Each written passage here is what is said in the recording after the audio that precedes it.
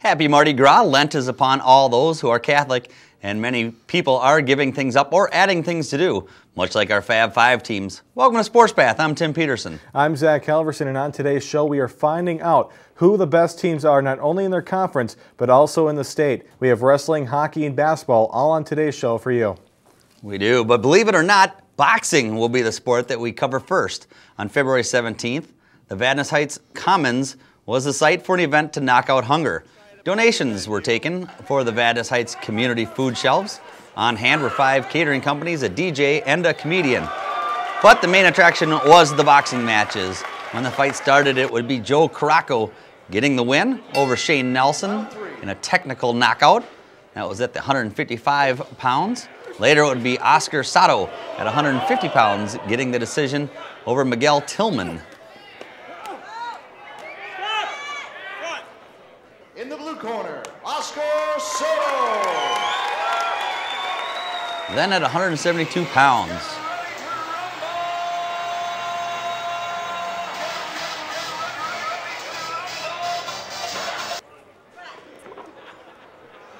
pay close attention and you will see 2 good punches that land.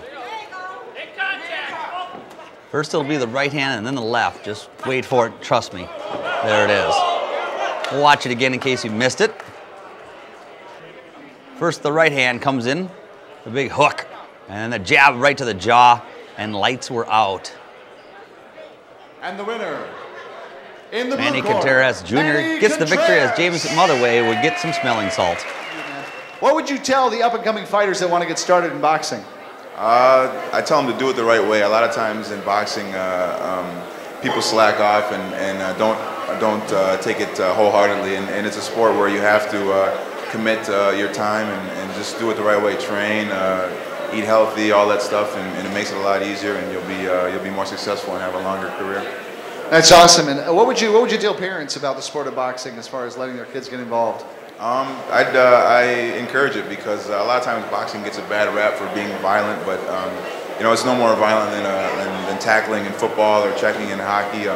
It's a good sport. It encourages discipline and there's many rewards that you can reap from boxing. So I definitely tell them to let their kids participate. Awesome. Let's pivot. The White Bear Lake girls hockey team advanced to the semifinals as the 3 seed and would take on the number 2 seed, the Roseville Raiders. The 2012 Section 4 AA semifinals for the White Bear Lake Bears 17-5-4, 10-4-4 in the Suburban East. There's in the road black, orange, and white. Ooh, couldn't quite pull a trigger on a centering pass. We have a penalty at the side of the net, and it looks like it's also going to go against Roseville. Dangerous bounce, as now chasing after it is Lions. Lions slap shot, pad saved by Allen, rebound and a goal! What a great goal right there, second effort. It was a nice initial shot, as here you'll see the replay. Yeah, it looks like Alexis Lyon comes in for her rebound. And now a nice pass for Steckline. Here comes Kate Flug on a breakaway. Flug, forehand, shot in the goal! What a great pass from Steckline to see that. Kate Flug, that's some great hockey right there. Here's a replay from the far handheld camera. While we get the chance, we'll take a break. We'll be back for third period action after this. Played by Pauletti, and then she has that taken away. Nasty hit in the side boards, and nothing off the boards for Flug. Flug centering pass, shot put on, save, rebound, and a goal! Kate Flug makes it 2-1. And staying with it, and then Kate Flug looks like she's coming in right after. And that was a nice flip pass, and it's tantalizingly hanging there for a couple of seconds, just quite unable to get it out. And now here's a break for Roseville. Flug might be the first one to the puck. She'll spin around. Puts a shot on it. Hat trick for Flug. Reason why she's one of the best goal scorers in the state as a junior. Bear season, they end up 17-6-4. Very strong season for the Bears, 10-4-4 in the conference. But excellent defense by the Raiders. Kate Flug with another hat trick. She's had quite a few this year. With Hill Murray coming off a nice 5-2 victory in the semifinals game against fourth-seeded Stillwater, the Pioneers would meet up with the Roseville Raiders for the chance to go to state. 2012 Section 4AA Girls Hockey Championship. Tonight, it's the 25-2 Hill Murray Pioneers, the #1 seed in Section 4, against the 23-2 Roseville Raiders. Winner of this one is going to be the odds-on favorite in the state tournament. Hit in the neutral zone. Nice play here by Bjorkman. Bjorkman coming in. Wrist shot in the goal! Erica Bjorkman with her 9th goal of the season. Went storming in.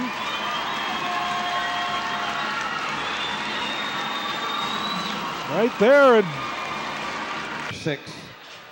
Hannah Bro, 2 minutes. Hill Murray will send their top unit back on the ice. 7:51 off on a Played hook. there at the blue line. Nice steal by Flug. Flug might have a breakaway. Kate Flug coming in. 1-0. Wrist shot in the goal! Short-handed Kate Flug. 2-0 Roseville. another turnover, Jerry. Another turnover on this Pioneer defense. And once again, we have a Roseville player coming in all alone on the goaltender Woodward. Here comes Hill Murray the other way. That's Heller. From the top of the circle, backhand. Loops high in the air, shot in the goal! Well, that puck was bouncing around out there, Jerry, and she just took a whack at it and it got over the shoulder of Allen. Let's watch it again. There you see the puck goes up in the air. It looks kind of harmless.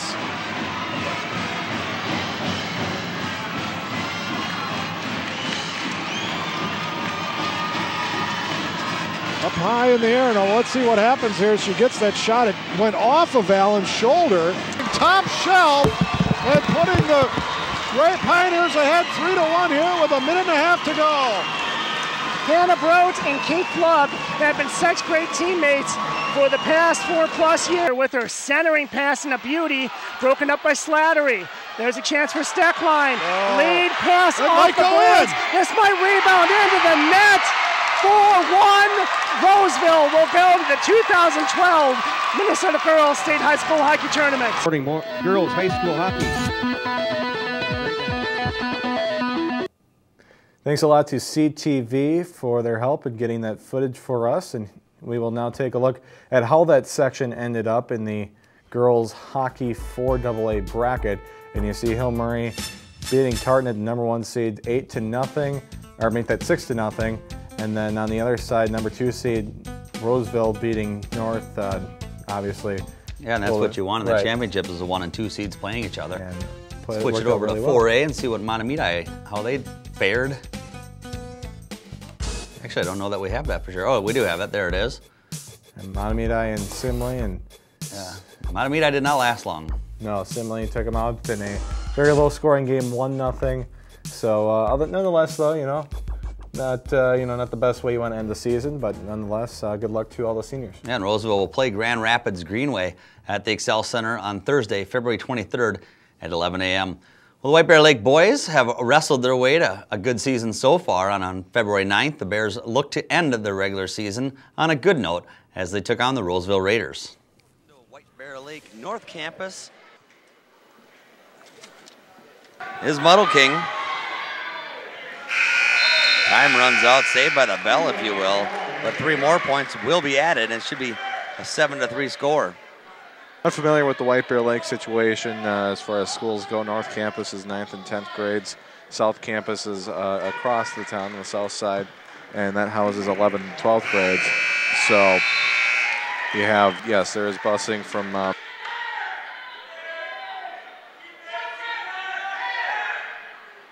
Dietl just picked up 3 more. Now has a commanding 10-3 lead. Keeping the sweep going.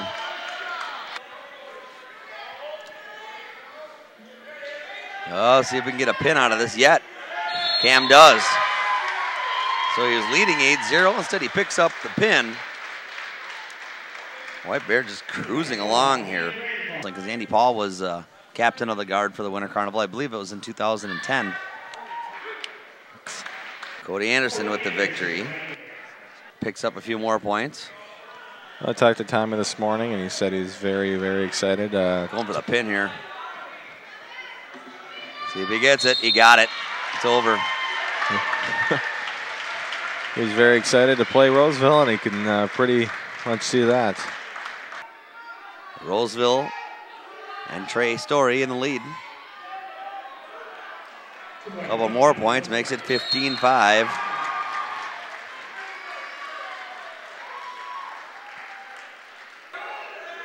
Falkowski in all kinds of trouble. Seed with the lead 2-0, looking for the pin, and he gets it. Boy, he got Falkowski in a bad spot. Falkowski just couldn't hang on, and a minute 51 into it. Seed ends it with yet another pin. Evening, the end of the match is they win the team score of 53-12. They had a few pins. Andy Martin had a pin at the 113-pound weight. Cam Brandvold had a pin at 145 pounds. Tommy Longendijk at 170 pounds. And then for Roseville, Brandon Kaminsky had a pin. And Trey Story had a pin at 220 pounds. And then Jeremy Seed with a pin to end everything this evening. The Bears would win the Section 4 3A championship for the third year in a row. The state tournament starts on March 1st as unseeded White Bear Lake will take on 4-seed Prior Lake at the Xcel Energy Center starting at 9 a.m. And look at the brackets here, starting with the state bracket. And you see White Bear Lake, Prior Lake at the bottom there, number 4 seed. It's going to be a tough test for the Bears. They have to play if they win, they will play the winner of Wilmer and Apple Valley. And Apple Valley, Tim, is a tough team. They've been great over the years, and they're another great team this year. It seems like they're always ranked number 1 for the last, I don't know how many years, 20 plus years? Mm-hmm. And then looking at sections really quickly, you see White Bear Lake moving through and beating Stillwater on the championship game. And Tartan did give a tough match in that one. They did. Before tougher than Stillwater, right. Anyways, at least the score indicated that. Well, the 2012 State Girls Gymnastics meet opens at the Sports Pavilion at the University of Minnesota campus on February 24th. That's a Friday. North St. Paul's Julia Stedman, who earned runner-up honors last year, is the highest returning medal winner in the vault competition. She also captured the top honor as the highest returning medalist in the floor exercise. Best of luck, Julia, from all of us here at TV19. A couple of top teams in the Suburban East Conference met at White Bear Lake South Campus as the Bears hosted the Mounds View Mustangs on February 10th. 80 Bears of White Bear Lake take on the Mustangs of Mounds View, and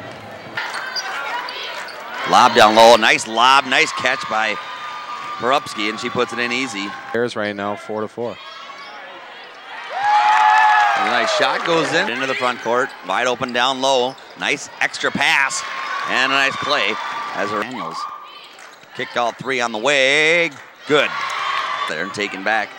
Volkert, she'll run the floor. Oh, nice job getting her hand in there by Foley. Caroline Chikowski in the game as that shot finally player open as they double team. Shot from the outside by that open player, and she hits it. Jackie Volkert for 3. From my point of view, it was a 3. Here's a 3 the other way. That one is a 3. No. Nice rebound in there by Jones, and she gets it to go. Forward, Jones comes away with it, pushes it up the floor quickly. Hobbs is going to bring it in. Throw up the shot, good! No foul called. Alexis backing down, spins, throws it up, left hand glass, hits it in. Anticipated it, just couldn't get there in time. Holtberg runs the floor, gives it off, nice pass, nice shot. Schwartz finishing it. Right to Zabrowski, Foley will pull up a 3. And she gets it to go. Every point is just a... Gonna give it Brewski, who brings it all the way in, lays it up and in.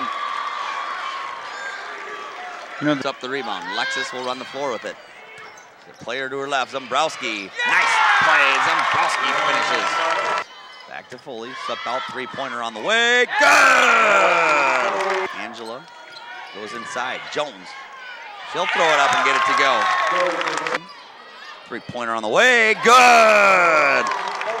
Oh, Alexis stroking it behind the arc, her third three-pointer of this half. She missed that shot. They had to get a 0.6 of a second to throw that ball the length of the court. Tough to do. Bears, they just come off a victory, and it was a big victory, and we'll start on this side. Angela, good game tonight. Physical game out there. Very, yep. It's always frustrating, but it's always fun to kind of go at it. So it's hard, but it's fun at the same time.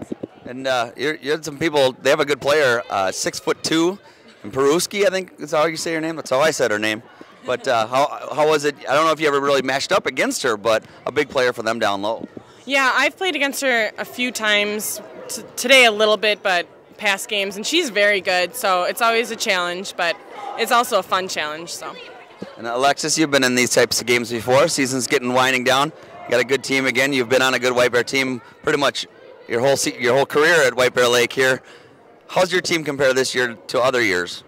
This year we're a very defensive team, and that's kind of our strength that we're looking forward to, and stopping other team. And Katie takes a good player, and Jordan, so it's going good. And you're focusing attention this way to Katie Zimbrowski, just a freshman, new to the sports path world. Yeah. What do you do defensively that you feel puts you above other players? Well, I wouldn't say above because we all work really hard, but I really focus on pressuring and making them cut them off so they switch directions a lot because I think that really frazzles them. Have you been able to watch when you have time on the sideline and try to see what hand they're more comfortable with and then position yourself and cut them off that way as well? Yeah, I definitely do because then if they go with their weak hand, they're obviously more likely to turn it over. And so you're paying attention all the time. Are they a lefty or a righty? Sometimes. Nice. And Sam Jones? You all ready for this now? Your debut as well? No. The junior, she's ready to go. She wanted to be last. Yeah. And we'll ask you the hardest question of all. Now, if you had to solve world peace, no, I'm just kidding. I'm just kidding. You're a big part of the game down low tonight, and you also had to go against Peruski. Mm-hmm. How was that for you? It's always difficult, and it's like a tough matchup, but you just got to work hard and be able to help your teammates when they need help and get the rebounds. It seems like their team were forced into a lot of kind of hook shots where they weren't squared up to the basket, and some of them went, but some of them didn't. Are you crediting the defense for their bad angled shots? Yeah, I would credit the defense because we're pressuring them and getting them out of their regular offense to offset them. And you wanted to be last in this interview, but do you realize the last person gets the most questions? I didn't realize that one, actually. See, that's why these two, the seniors, they got over there. They're like, okay, yeah, you go. We'll go. Yeah. They are setting you up good. So, do you know who your next opponent is? Next opponent, Woodbury. And what do you see? Have you played them yet? And what do you know about them? You know what? I'll open this up to anybody. If anybody would like to speak up. It's always a good game. So it's exciting. You know, we've gone way back, going head to head. So it's exciting, and we want to come out with another win. And looking ahead, which you never want to do, you guys got a lot of tough teams still at the top of this conference. Mm-hmm. What do you guys need to do to just keep going forward and try to? What do you think will make you go over the top to capture this conference? Go ahead. Well, I think we really need to focus on defense still and learning how to transition when the ball moves up across the floor because that'll really get a stop and get our momentum going. And you had a clutch free throw there at the end. Why don't you walk us through what was going through your mind? I mean, that's the kind of moments you live for, don't you? Yeah, I guess so. I mean, you want to be in those situations and you don't. So it was kind of exciting but nerve-wracking at the same time. But I just really tried to concentrate on my mechanics and what I've been taught to do. Well, I thought it was a very smart move missing that second one. Because that would have been hard for them with 0.6 of a second to get a shot all the way down. Congratulations. I'll let you guys, girls take off, and congratulations on your victory. Victorious tonight, 54-51. The White Bear Lake Schools YMCA competitive swim team, known as the Mariners, won their second state championship in a row. That was back on February 14th. Swimmers aged 8 through 18 made up the very successful team, which captured 19 individual state titles, 6 relay titles, and accumulated the most points in the 12 and under boys group, the 14 and under girls group, and the 18 and under boys group. Congratulations to all swimmers and their families on a very successful season. On February 16th, the Tartan Titans welcomed the Henry Sibley Warriors to their home ice. Tartan came into the game with a 6-game drought as they were in need of a much-needed win. Welcome to Tartan Arena tonight. We have boys hockey. The Henry Sibley Warriors taking on the Tartans Titans tonight. Now tied up, huge scrum behind Dornbush, the goaltender for the Warriors. And brought out, and it's a goal. Great job by Freeberg. Just long pass, bringing it in. Nice pass. Here is Zach Moore. Oh, he's carrying across, and it's a goal. Just squeeze that one in, Brady O'Sullivan. Make that Brady O'Sullivan. Thought I saw a 43. It was a 41. Nice job by Sullivan. Just a nice drop pass right. Oh, he just missed it, but watch him just squeeze this right through the 5-hole. It just trickles in, and that's a goal. He's Nymanson. Working the umbrella. The Warriors take a shot, and it's a goal. Joey Alfolter, the senior defenseman, might have been deflected in that on that shot, but it was a nice shot on the ice, hit the opposite post. And that cuts the lead in half, 2-1. Pass over. Back to Jackson. Ooh, shot. And it's a goal. Beautiful shot by Eric Olheiser. Beautiful pass by Jake Jackson. And that is a power play goal. With still here. 50 seconds left on that penalty. Lindbergh pass scores. Oh, it's easy. Brady O'Sullivan just camping on the doorstep and putting it away. Getting another power play goal, giving the Titans a 4-1 lead. On my head as face-off won by Henry Sibley, but taken away, doing a nice job crashing the points. Jake Jackson, backhand shot, and it's a goal. Jake Jackson firing off the cannon right in front of the Henry Sibley bench. And they're letting him hear about it too. Look at it again. He's got a few strides on the defender, and watch him just pull it back. Snipe and Selly. Boom. Wow. 6-1, 39 shots on to 20. The totals for the game. The Tartan Titans beat the Henry Sibley Warriors tonight 6-1. Here with Brian Leubel, one of the goaltenders, one of the 3 goaltenders that played tonight, all seniors. And Brian, first of all, what is it like growing up with these guys, all these 2 other goaltenders? I mean, it's been real fun. These guys are really awesome. They're great goalies too. We've just been building off each other every year and getting better and better and working together. We're not fighting against each other. We're just working together to get better together. You know, you spent, all your life here at Tartan. Is there a coach that stands out to you, maybe at like a pee-wee level or a squirt level? I mean, all the coaches are really great here. I've been having fun. All of them bring something different. I mean, we have one coach that I had at Pee-wees. We went almost to state. His son goes to St. Thomas now, but kind of bad place to go, but he's been great. I mean, he's still sharp in my skates. He's a great guy. All these coaches here, though, are just real fun and easy going. Was there a moment maybe as a mite or a squirt where you were maybe on the other side of the glass, watching the Titans high school team play, and then now you're out there? I mean, was there ever a moment like that?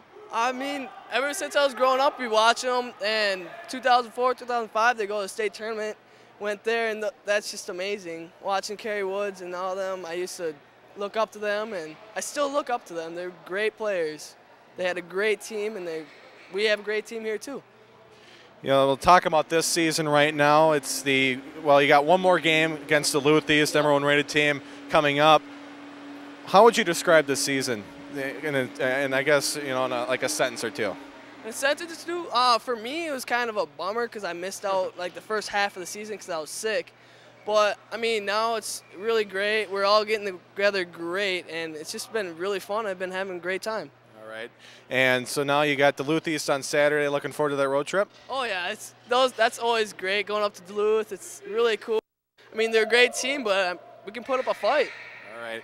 And now you got sections. Good luck at sections, and good luck in the rest of the season. Thanks a lot, Brian. Thank you. Brian Leubel here on TV 19 Sports. Section brackets for boys hockey have been announced, and we'll have them for you right after this.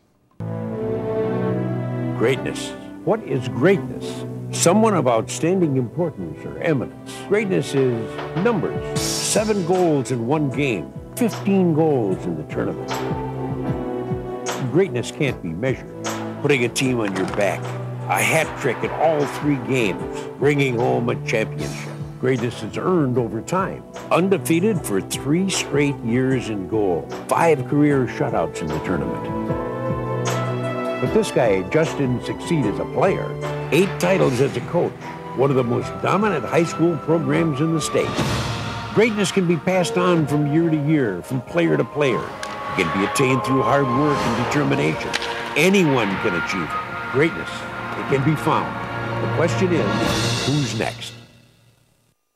Speaking of who is going to be next, the Section 4A bracket, which will resume action on the 24th over at Aldrich Arena, has our Zephyrs squaring off against St. Paul Academy and Summit School at 8 p.m. Yeah, it should be a very interesting bracket. They'll play the winner, or if Matamidi wins, they'll play the winner of Totino Grace and Chisago Lake. Totino Grace having a great season so far. Definitely interesting bracket in the sections. That they are. Once these teams reach the semis and the 4AA bracket, they'll be over at Aldrich, or over at the Coliseum, I should say. And, well, the first day here, the Saturday games will be played at Aldridge on the 25th. And a couple of games you're going to want to see is the Mounds View-Stillwater game in Roseville at North. North St. Paul has an opportunity to be a bracket buster here. Maybe come out and maybe do some damage against White Bear or Hail Mary, who are the obvious favorites. This should be fun, and like I said, it will be taking place over at the Coliseum. And if you don't know much about the Coliseum, Mark Goodrich, the Deputy General Manager of the fair, will fill you in. Originally, it was the Hippodrome, and the building was built in about 1949, and it's a dirigible hangar design. Hippodrome is the Greek word for horses, and home, so it's kind of the horse home. So the name was changed to the Coliseum to kind of fit the multiple needs and usages of the building. The ice was put into this facility in the 1975-76 season, and it opened in early 1976. And at that time, the name was changed to the Coliseum to kind of meet the needs of multiple use facility. Herb Brooks Sr. was an employee here, and I think a lot of the older guys here still feel, you go all the way back to Herbie Sr. Working here, and all the hockey that's played in this building, and the historical value of hockey here in February and early March in the Coliseum is pretty unique to Minneapolis, St. Paul, I think. When you actually get up in the stands and you can see, and there's not a bad seat in the house, and you don't have people standing in front of you blocking your view and up on the glass, and you can see every part of the ring from any seat in the house. And I guess kind of the favorite part is when you walk in here during the section finals, and there's 5,000 people in there and everybody's screaming, or in the middle of a second overtime of one of the section final games. It's a pretty unique place, and it gets pretty exciting to be in here. Working here, I like playing here. Actually, I'm a hockey ref as well, so I've reffed here as well. And just such a unique atmosphere out there that you really don't get at too many other buildings. Early in the Coliseum's career, I think probably one of the most memorable moments would have been Corey Millen when they played here from Cloquet, and he broke his leg in the corner in the arena. I think a lot of the Johnson-Hill Murray games from 15, 20 years ago, when we had standing room only plus maybe 1,000 people. Those games were crazy and wonderful, and I mean, there's just been a lot of great hockey here right from the beginning. The ice is a direct system here, so we have actually coils that go into the cement that cool down the cement to make the ice. This is the Zamboni that we use here at the Coliseum. It's got all kinds of levers and gadgets, and this one right here is actually the one that will turn the rink water on. So the clean sheet of ice that you see out there, that's the one, or this water will turn, or that lever will turn that water on. This one actually is called the wash water turn on, so it actually kind of cleans out some of the cracks in the ice and gets some of the lint from skates or from your socks and kind of some of that stuff, and kind of cleans the ice before it gets sealed back in. I mean, we feel real blessed that we can provide a facility like this for Minnesota hockey and high school hockey to use for sectional time. It's kind of a unique facility. It seats about 6,000 people, which is very unique. It's not one of the big venues, but it's not one of the small venues, and it fits the needs of those high school hockey tournaments, and we're very happy to be able to provide our facility for that use. Thanks to Jake Gruber and Trish Lassard for watching us today and liking us on Facebook. That'll be it for the Sports Path. I'm Tim Peterson. I'm Zach Halverson, and that's your Sports Path.